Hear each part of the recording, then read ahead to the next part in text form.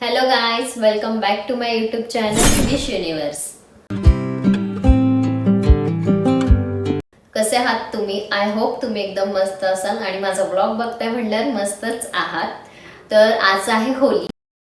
Happy Holi to everyone. आता होली आहे म्हटल्यानंतर काहीतरी स्पेशल झालंच पाहिजे. ज्या प्रकारे मी व्हॅलेंटाईनचं गेलं होतं, महाशिवरात्रीचं गेलं होतं, मी विचार केला आपण होलीचंही काहीतरी करूयात. पण आता सगळ्यात मोठा क्वेश्चन आहे की काय करायचं. कृष्णाचा लुक कर ना. कृष्णाचा लुक नाही, तो मी ऑलरेडी केलेला आहे. कृष्णाचा लुक. मग राधाचा लुक कर. राधाचंही मी लुक ऑलरेडी केलेला आहे. आता मी काय करू? राधाही झाले, कृष्णही झाले, मग आता काय करायचं? मग वृंदावनला जाऊयात. वृंदावन आणि आता बिलकुल पॉसिबलच नाही वृंदावनला जाणं. एक मिनिट, वृंदावनला नाही जाऊ शकत, पण इस्कॉनला तर आपण जाऊ शकतो ना. फायनली मी डिसाईड केलं की मी आज जाणार आहे इस्कॉनला शूट करण्यासाठी. आणि इस्कॉन माझ्या घरापासून मे बी 20-25 मिनिट्सच्या अंतरावरच आहे.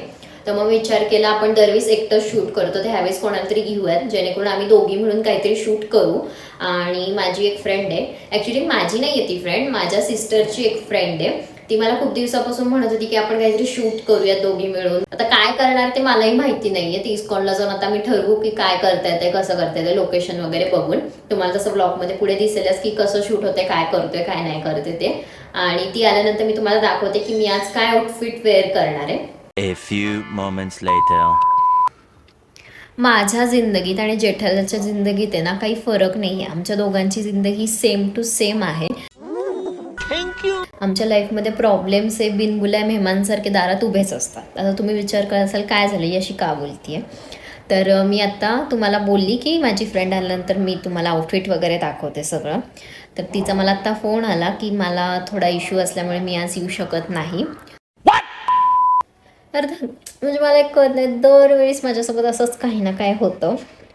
आणि मी आता शूट कॅन्सल नाही करू शकत कारण मी ऑलरेडी सगळी तयारी करून ठेवलेली आहे. आता माझं डोकं चालत नाही की मी करू तर काय करू.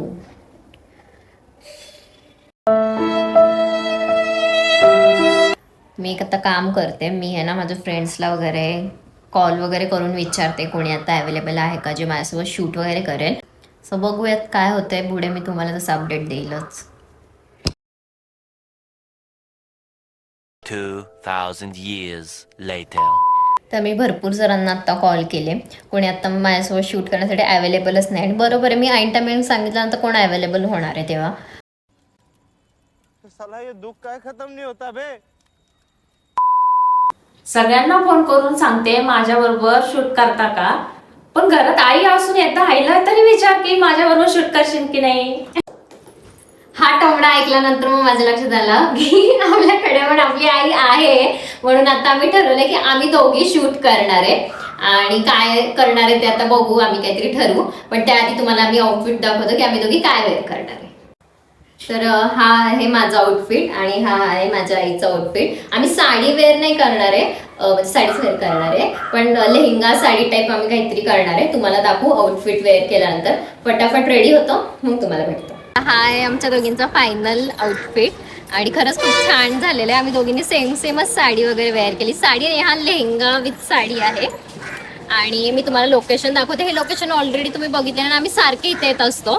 तर हे आहे ते लोकेशन, हे मंदिर आहे शंकराचं आणि इथे आम्ही आता शूट करणार. तुम्ही विचार करत असाल की शंकराचं मंदिर कुठून आलं मध्येच, इस्कॉनला जाणार होती ना. तर मी इस्कॉनलाच जाणार होती, बट मी असं उगाच नाही म्हणलं की माझ्या जिंदगीत आणि जेठालालच्या जिंदगीत ते ना काही फरक नाही आहे. बिकॉज एक प्रॉब्लेम कुठं सॉल्व्ह झाला नाही तर दुसरा प्रॉब्लेम थाटात समोर येऊन माझ्या उभा राहिला. झालं असं की आम्हाला आवरायला 2 वाजले आणि इस्कॉन हे 1 वाजताच बंद होतं. आणि मी माझ्या आईला म्हणलं की आपण 1-2 तास 1-1.5 तास अजून थांबूया, 4 वाजता असं इस्कॉन ओपन होतं. पण माझी आई अशी होती की नाही, माझ्याकडे तेवढा टाईम नाही आहे, करायचं तर आत्ताच कर.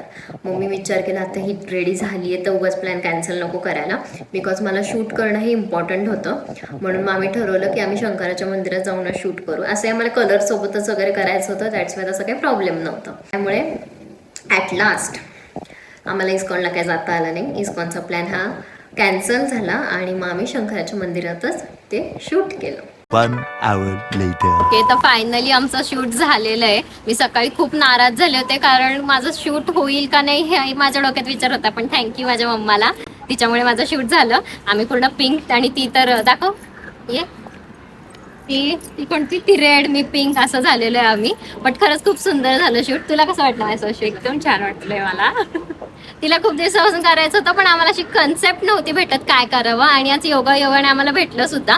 माझे सकाळी सगळे प्लॅन फ्लॉप झाले आणि ती ऐकत होती. पण तिने मला एक टोमडा मारला म्हणून मग म्हटलं चला करू यायचं शूट. आणि खरंच खूप सुंदर झालं. ह्याचा रिझल्ट तुम्ही ऑलरेडी माझ्या इंस्टाग्रामवर बघितला असेल. सो कसा वाटला तेही मला सांगा.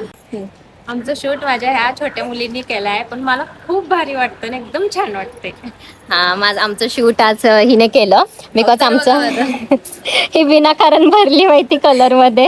म्हणजे आम्ही काय करत होतो, आम्ही कलर असे फेकत वगैरे होतो ना, तर ते कॅमेरामॅन होती ती तिच्या अंगावर ते सगळे कलर फेकले वगैरे गेले आणि विनाकारणच ती भरली गेली. But it's okay. काहीतरी चांगलं जेव्हा आपण करतो ना तर थोडंफार काहीतरी वाईट होतच. कुछ भी फायनली आमचं शूट झालं आणि शूट खरंच खूप मस्त झालेलं आहे. बट कोणत्या अँगलने ही माझी आई वाटते, म्हणजे आमच्याकडे असं बघितलं ना तर ही माझी मोठी बहीण आणि मी छोटी बहीण असं वाटतोय. आणि खरंच खूप सुंदर आमचा लुक दिसतोय. मस्त वाटत होतं. कसा वाटला तुम्हाला लुक ते तुम्ही नक्की सांगा. आणि जर माझा आजचा ब्लॉग तुम्हाला आवडला असेल तर नक्की लाईक करा, शेअर करा, कमेंट्स करा. माझ्या युट्यूब चॅनलला सबस्क्राईब करा, बेल आयकॉनला प्रेस करा. आणि आपण भेटूयात पुढच्या ब्लॉगमध्ये. तोपर्यंत बाय बाय.